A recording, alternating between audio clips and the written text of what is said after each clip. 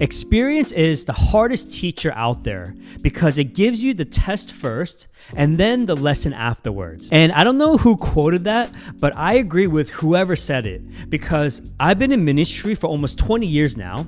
And if I'm completely honest, a lot of the things that I learned about God and about myself didn't come from a seminary class or a seminary book, but a lot of it came from my own personal experience and from the difficult seasons in my own life. And so in this video, I want to share a few lessons that God has been teaching me recently through my own personal experience. And my opinion is number 3, the third lesson is actually the most important. And so if you watch this video, I hope it helps you and encourages you in whatever season your life is in. And so with that said, let's get started. So the first lesson that I've learned is that wisdom is better than speed. So I want to start off by reading Proverbs chapter 19, verse 2, which says this. It says, "Enthusiasm without knowledge is no good. Haste makes mistakes." There have been so many moments in my life and in my ministry where I move fast and with urgency when I should have moved with more wisdom and with discernment. Now, I want to be clear here. There are moments in your life when it's absolutely necessary to move with speed and urgency. But what I've noticed, at least in my own life, is that the majority of the decisions that I made could have benefited a bit more if I was just a bit more discerning. So let me give an example. There were times in my life when I committed to doing something or when I stepped into an opportunity just because it looked good or because it felt urgent in the moment. And so for me, I jumped on every single opportunity that opened up or that came my way because I believed that it could help me in my career as a pastor. But over time, I actually ended up with all this unnecessary stress and confusion and just a lack of direction. And so what I've learned is that being fast doesn't always mean that it's right for you. You can be moving fast, but you could also be going in the wrong direction. And that's a real thing. And so for me, I would rather go slow in the right direction rather than going fast in the wrong one. And so whenever an opportunity comes up, or if I have to make a pretty big decision, what I do now is I simply pause and I ask God for wisdom. Right? I make sure that I pray about it before I make any choice or any decision. Because here's what I notice, at least about me. The more urgent that I feel and the more that I want to make a decision right away, that actually signals to me that I had to take more time in the discerning process because I want to make sure that I'm not relying on my flesh or on my personal ambitions in my decision-making process.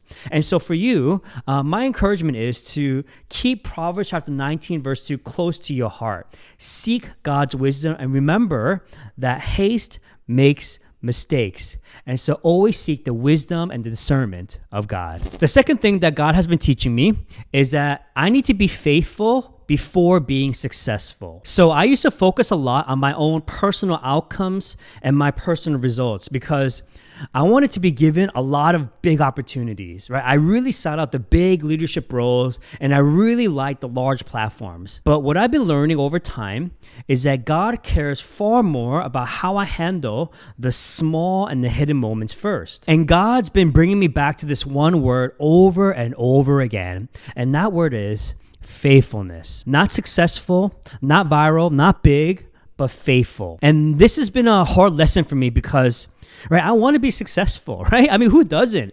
Everyone wants to succeed in their lives, right?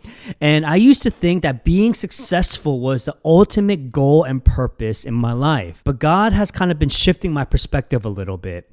He's been teaching me that being faithful is the prerequisite to success and fruitfulness. And so I've been learning that faithfulness is simply showing up and doing the work, especially when nobody's watching.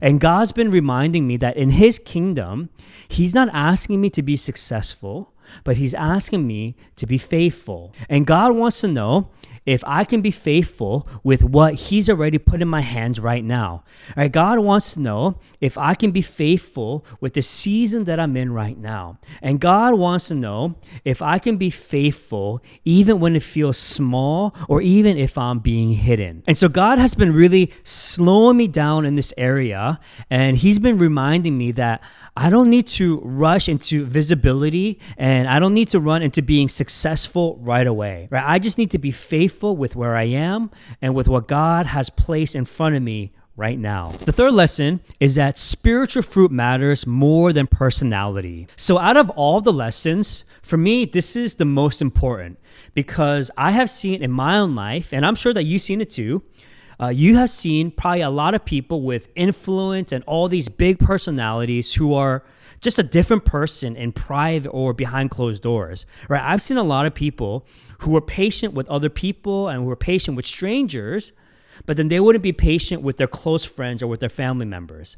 And that's so sad because those are the types of people who usually get elevated or promoted to the highest levels of leadership and influence. And oftentimes what we do is we equate godliness with charisma or with someone with a magnetic personality or how gifted they are. But in my personal experience, I've actually seen quite the opposite. I've been hurt and I've been betrayed by a lot of people who on paper seem like a good leader or a good pastor. But then the more that I got to know them and the more that I spent time with them, they ended up not being who I thought they were. And so fruit is what shows up in private. It's how someone treats people when there's nothing to gain for themselves.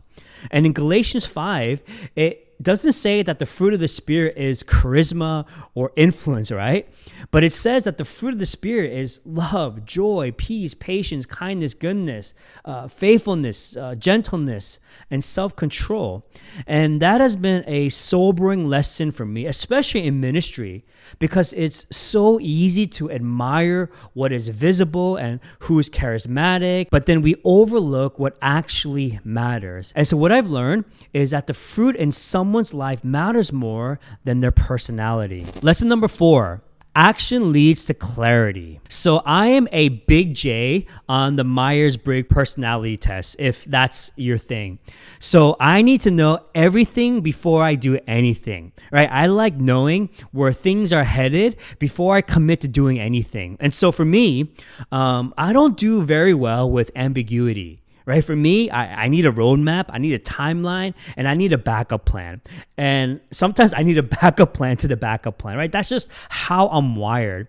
And so for me, that's just being responsible and that's just being wise, which again, there's nothing wrong with that. But then here's what I've experienced in my 20 years in ministry. God rarely gave me the full picture and full clarity of where to go. And if anything, God would give me just enough information for the next step, right? God rarely gave me the full map. He just gave me just enough. And I think that's how God intentionally designed it. Because you see, if God gave me the full roadmap of where I had to go, then I wouldn't have any reason to trust him or to obey his commands, right? I would simply lean more on my own understanding and I will lean more on my own knowledge. And if that was the case, then I wouldn't be living by faith, right? I would simply be living by sight. And so when I look back over the years of my ministry and my own personal life, some of the most significant moments and the significant decisions that I made didn't come with absolute clarity in the very beginning. Right? I didn't have the full picture, but I felt God saying to take the next step in faith. And so, for example, I moved to Seattle from New Jersey about 4 years ago,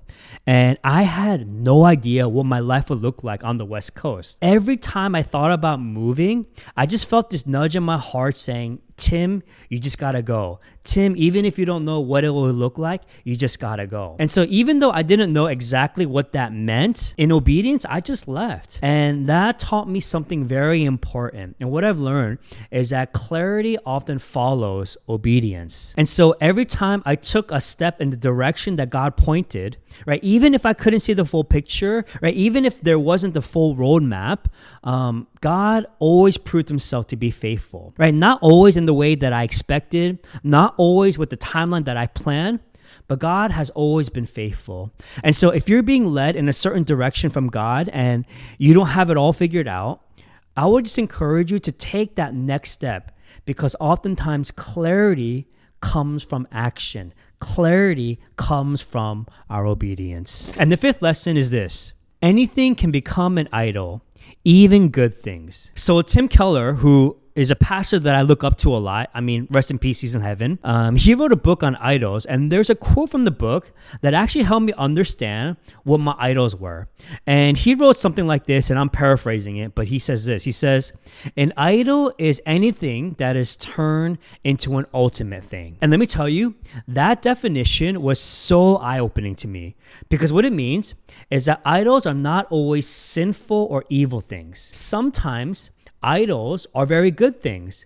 And the problem begins when a good thing becomes the ultimate thing. And so that means that ministry or family or relationships, these are all good things, but even those things can become an idol, because when something other than God becomes a source of my identity or my security or my joy or my sense of worth, that's when it becomes an idol. And so, for example, my ministry, it's a wonderful calling, and I love doing ministry, and I see myself doing it forever. But even ministry can become an idol if I find my worth in how many people come to church, or if I find my worth in how much influence I have. Because let me tell you, even as a pastor, it is so easy to connect my identity with my results. And I found myself asking this question, like, man, how many people are showing up? Or how many people are listening to my sermon? Or how many people are watching my YouTube videos? And so my sense of worth